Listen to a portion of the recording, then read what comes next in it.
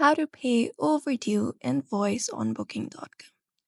To pay an overdue voice invoice on booking.com, you can follow this method. So first of all, you can head over to admin.booking.com and basically go ahead and log in into your account of booking.com. So once you're logged in, you can go ahead and locate up the menu at the top if you're on phone, or you can directly look out for the tab of invoice finances. So scroll down from the menu and look for this finance and drop it down and select up the option for invoices and tap on it.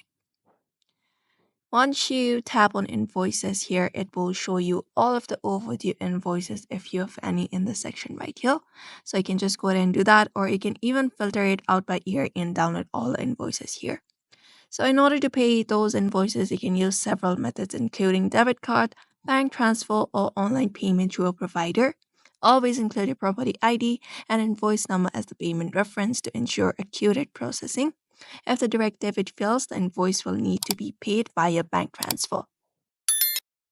So that is it. You may follow this method in order to pay overdue invoice on booking.com. So I hope this video was helpful. Give it a thumbs up and subscribe for more tips and tutorials, and we will see you in another video.